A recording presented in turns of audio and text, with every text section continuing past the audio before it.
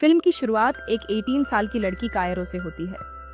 वह एक आलीशान हवेली में रहती है जो घने जंगलों के बीचों बीच स्थित है। उसकी जिंदगी में पैसों की कोई कमी नहीं है क्योंकि उसके माता पिता नामी वकील हैं। हालांकि वे अपने काम की वजह से अधिकतर समय शहर से बाहर रहते हैं। इस कारण कायरो का ज्यादातर वक्त अकेले ही गुजरता है। कायरो को स्कूल जाने के लिए लंबा रास्ता तय करना पड़ता है। एक दिन जब वह अपने कॉलेज एडमिशन के लिए असाइनमेंट लिख रही होती है तो उसकी दोस्त विन्नी उससे बातचीत करती है।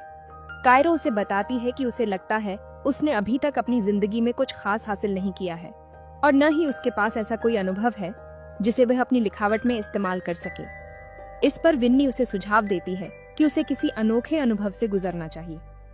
वह मजाक में कहती है कि कायरो स्टूडेंट और टीचर के रिश्ते पर कुछ लिख सकती है। विन्नी, जो कायरो की करीबी दोस्त है, उसे सलाह देती है कि वह अपने लेखन के लिए कोई नया और रोमांचक अनुभव तलाशे। वह मजाक में कहती है कि कायरो एक स्टूडेंट और टीचर के रिश्ते के विषय पर लिख सकती है। इस सुझाव को सुनकर कायरो सोच में पड़ जाती है।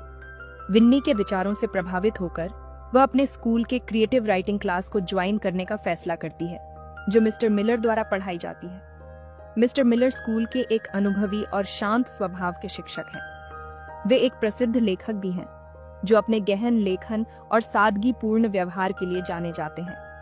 कायरो इस क्लास में शामिल होने का मुख्य कारण यह था कि वह मिलर से सीखना चाहती थी और उनके अनुभवों से प्रेरित होना चाहती थी। क्लास के पहले दिन कायरो और मिस्टर मिलर के बीच बातचीत होती है।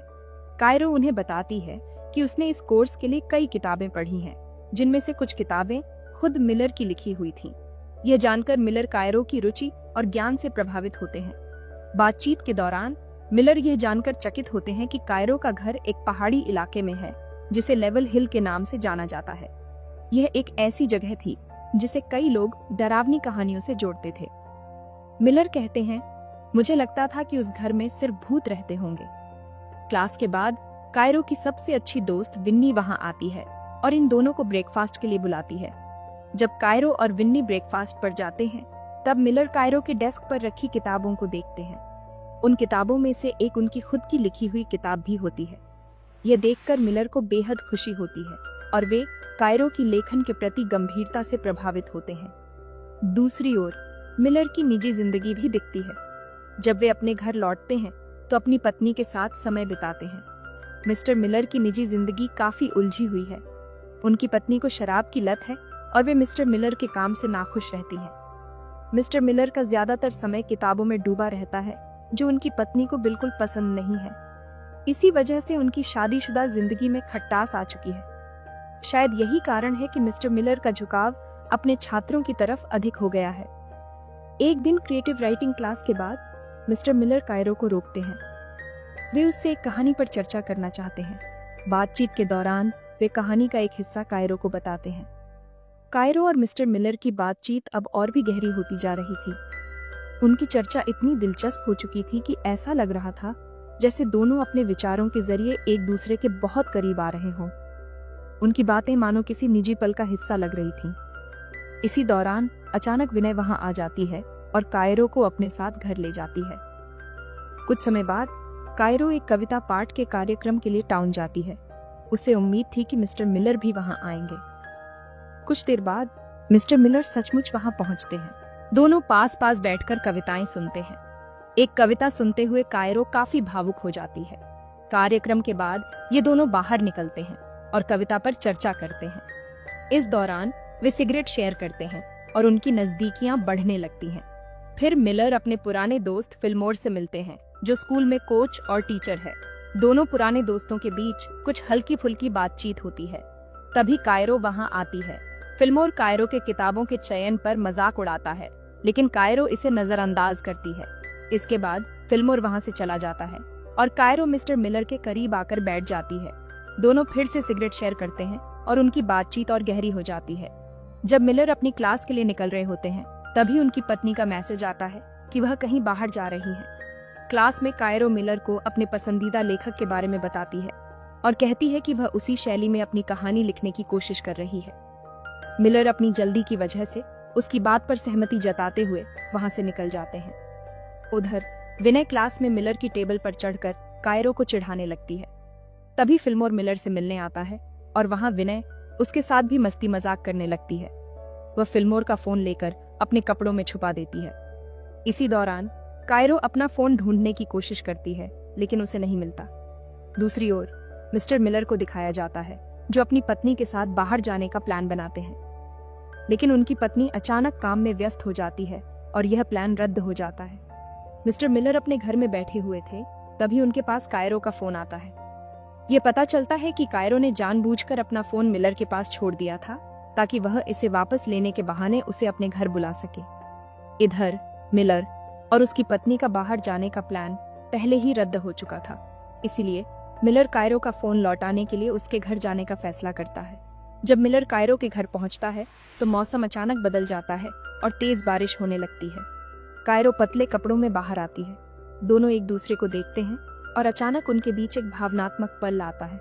वे एक दूसरे के करीब आ जाते हैं और किस कर लेते हैं। इसके बाद मिलर अपने घर लौट जाता है। घर लौटने के बाद कायरो उसे एक मेल भेजती है। इस मेल में उसने अपनी लिखी हुई एक कहानी साझा की थी। मिलर की पत्नी उसे कहती है, मुझे अपना काम करने में मुश्किल हो रही है क्योंकि तुम हमेशा यहाँ होते हो। मिलर इससे परेशान होकर एक छोटे से केबिन में चला जाता है, जहाँ वह कायरो की भेजी कहानी को प्रिंट करके पढ़ता है। यह कहानी एक छात्रा और शिक्षक के रिश्ते पर आधारित थी। कहानी के पात्र मिलर और कायरो जैसे ही थे। इसे पढ़ते हुए मिलर को पिछली रात की सारी बातें याद आने लगती हैं। वह कहानी को पढ़कर भावुक और विचलित हो जाता है, लेकिन अगले दिन सब कुछ बदल जाता है। स्कूल में कायरो मिलर से पूछती है, आपको मेरी कहानी कैसी लगी? इस पर मिलर सख्ती से कहता है, मुझे तुम्हारी कहानी बिल्कुल भी पसंद नहीं आई, इसमें बहुत सारी गलतियां हैं। जब कायरो कहती है, ये कहानी हमारे बारे में थी, तो मिलर साफ कह देता है, हमारे बीच ऐसा कुछ भी नहीं है। तुम मेरी छात्रा हो और मैं तुम्हारा शिक्षक हूँ। यह सुनकर कायरो का दिल टूट जाता है। मिलर आगे कहता है, तुम्हें यह कहानी दोबारा लिखनी होगी, वरना मैं तुम्हें इस विषय में फेल कर दूंगा। यह सुनकर कायरो गुस्से में जवाब देती है, मेरी कहानी बिल्कुल परफेक्ट है। तुम सिर्फ इसलिए डर रहे हो क्योंकि मैंने वह लिख दिया जो तुम कभी कहने की हिम्मत नहीं कर पाए। वह मिलर को ताने मारती है और कहती है, तुम एक मामूली लेखक हो। अगर तुम्हारे अंदर हिम्मत है तो मुझे अभी और यहीं फेल कर दो। रोते हुए कायरो घर जाती है और अपनी दोस्त विनय के साथ बैठकर शराब पीने लगती है। वहीं दूसरी ओर मिलर बेहद तनाव में रहता है। उसकी पत्नी उससे पूछती है, तुम इतने परेशान क्यों हो? मिलर उसे कायरो की कहानी के बारे में बताता है। इस पर उसकी पत्नी कहानी को लेकर उत्साहित हो जाती है। जब दोनों करीब आते हैं तभी फिल्मोर वहां आ जाता है। मिलर फिर से परेशान हो जाता है। दूसरी तरफ कायरो और विनय गहरी बातें कर रहे थे। कायरो अपनी दोस्त विन्नी से कहती है, मिलर ने मुझे सिर्फ झूठा भरोसा दिलाया, वह मेरे करीब होने का नाटक कर रहा था। कायरो विन्नी से आगे कहती है, तुम मिस्टर फिल्मोर को एक मैसेज भेजो ताकि उसका ध्यान भटकाया जा सके। विन्नी फिल्मोर से काफी प्यारी बातें करने की कोशिश करती है, लेकिन उसकी बातों का फिल्मोर पर कोई खास असर नहीं होता। इसके बाद दोनों ने फिल्मोर का ध्यान खींचने के लिए एक बड़ा कदम उठाया। उन्होंने अपनी कुछ बोल्ड तस्वीरें खींची और फिल्मोर को भेज दी। जैसे ही फिल्मोर ने ये तस्वीरें देखी, वह घबरा गया और तुरंत मिलर के घर से बाहर निकल गया। उसी वक्त मिलर की पत्नी को स्कूल से एक कॉल आता है। स्कूल के अंदर मिलर और कायरो के बारे में बातें फैल चुकी थीं। उसकी पत्नी यह सुनकर चौंक गई और मिलर से सवाल करने लगी, क्या यह सब एक छात्रा की कहानी की वजह से हो रहा है या इसके पीछे कुछ और भी है? मिलर ने हर सवाल का जवाब देते हुए इनकार किया, लेकिन अगले दिन कायरो क्लास में नहीं आई। वह स्कूल की वाइस प्रिंसिपल के ऑफिस में थी। वाइस प्रिंसिपल ने कायरो और मिलर को तलब किया और पूछा, यह सब क्या हो रहा है? कायरो ने वाइस प्रिंसिपल को सब कुछ बता दिया। उसने कहा, मिलर ने मुझे मिड टर्म असाइनमेंट पहले ही दे दिया था। हम साथ में सिगरेट पीते थे और स्कूल के बाहर भी मिले थे।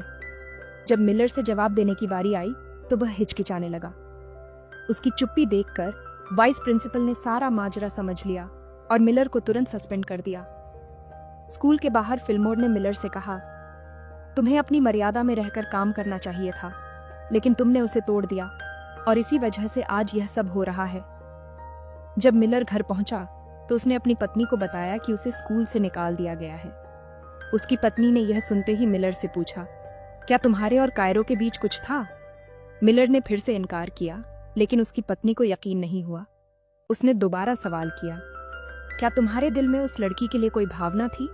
मिलर चुप रहा और उसकी चुप्पी ने झगड़े को और बढ़ा दिया। दोनों एक दूसरे पर आरोप लगाने लगे और पुरानी गलतियां गिनाने लगे।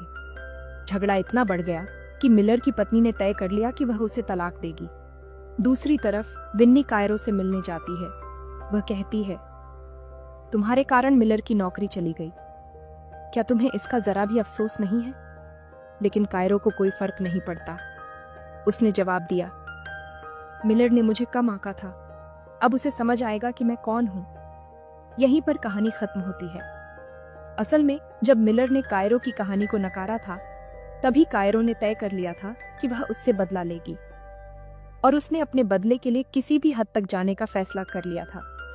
उसने मिलर को जॉब से निकलवाकर और इसकी बीवी के साथ तलाक करवाकर मिलर से अपना बदला ले लिया था। कायरो के बदले के साथ ये मूवी यहीं पर खत्म हो जाती है।